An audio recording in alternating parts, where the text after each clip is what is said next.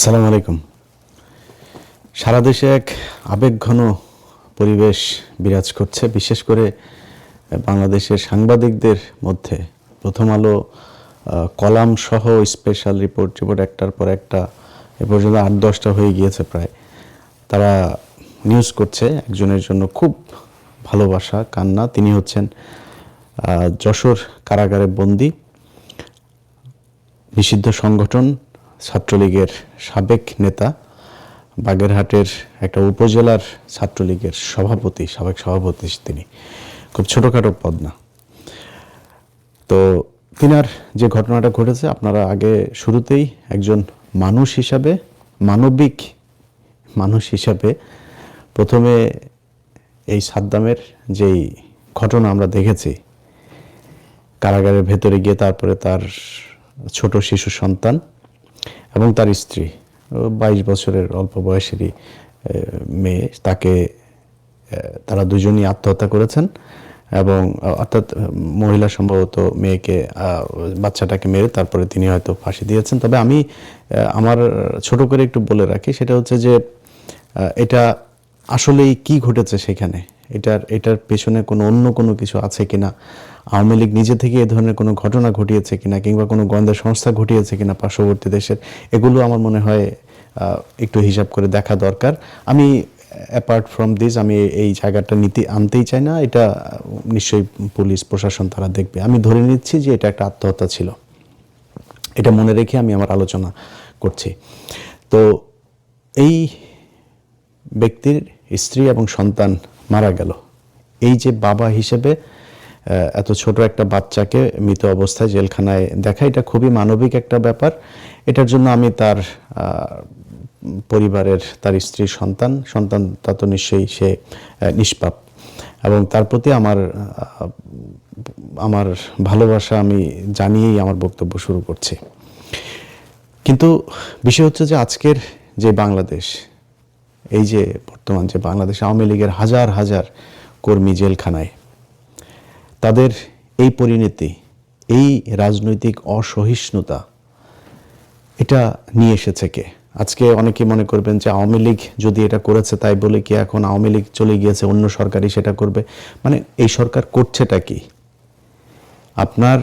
আমরা এটার আরো কঠোর অবস্থানে যাওয়ার পক্ষে। এই জন্যই আমার ব্যক্তিগতভাবে, আমি সরকারের সাথে আমার এত সমস্যা, এগুলোর কারণে তারা বিচার করে নাই ঠিক মতো।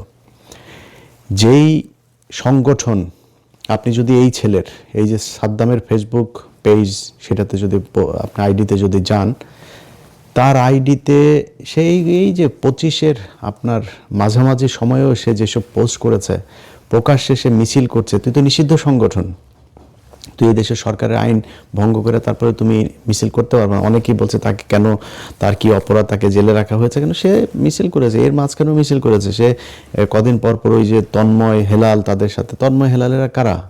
এরা সন্ত্রাসী, এরা হত্যা মামলার আসামি, পলাতক। তাদের এগুলো নিয়ে তারপরে সে ফেসবুকে ওপেনে এগুলো করেছে। তো তাকে জামিন দেবে কিভাবে?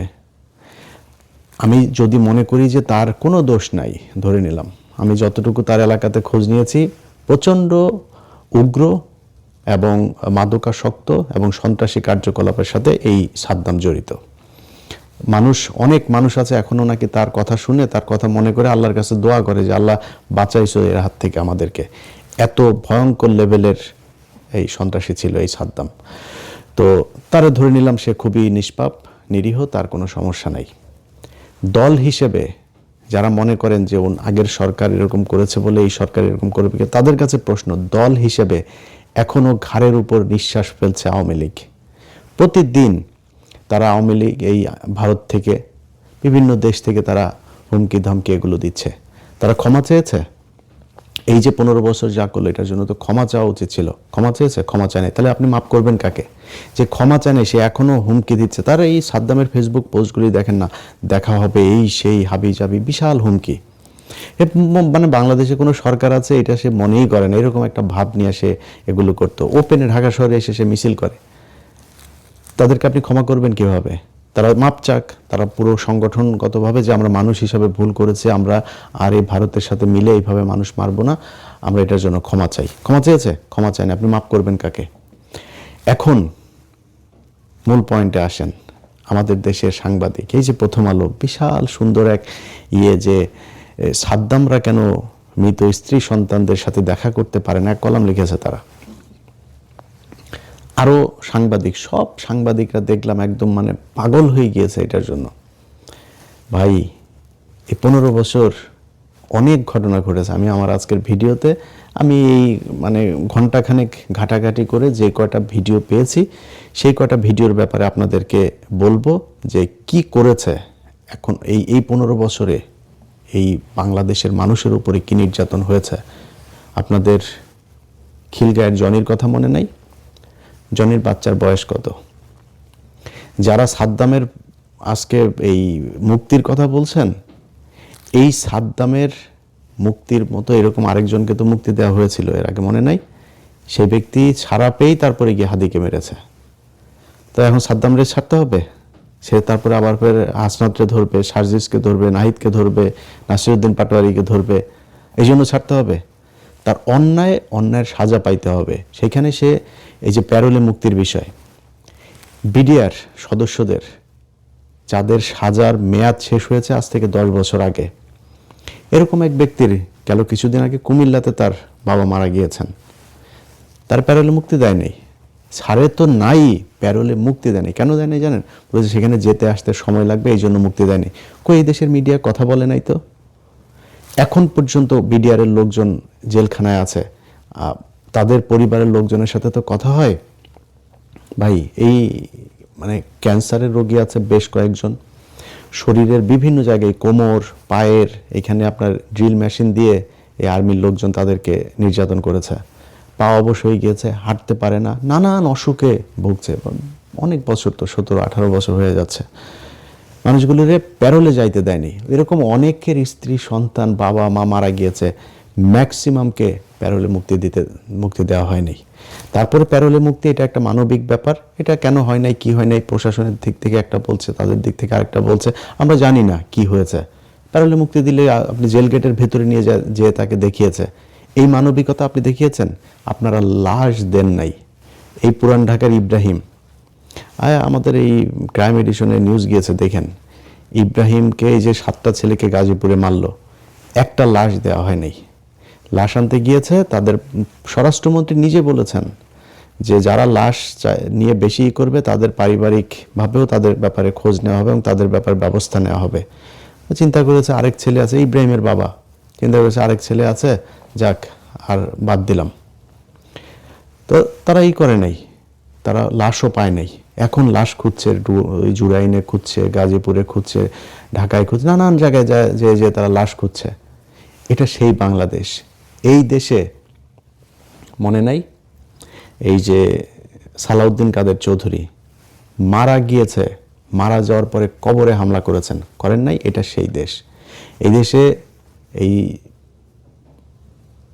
কাদের মোল্লাকে বানিয়েছে কসাই কাদের, শহীদ নিজামী তাকে বানানো হয়েছে, তিনি নাকি পাকিস্তানিদের এখানে নিয়ে মেয়ে সাপ্লাই দিতেন, হরিণ সাপ্লাই দিতেন।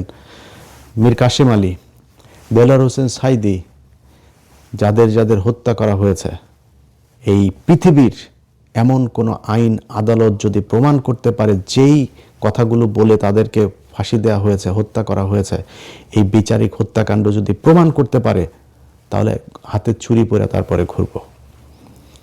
মানুষগুলোকে মারা হয়েছে, একদম ঠান্ডা মাথায় হত্যা করা হয়েছে ভারতের প্রেসক্রিপশনে। মারা যাওয়ার পরে আজকে জেল গেটে বাচ্চাকে কোলে নিয়ে যায়, এটা দেখে যাদের খারাপ লাগে, সেদিন জেলখানার সামনে আমি নিজে উপস্থিত ছিলাম।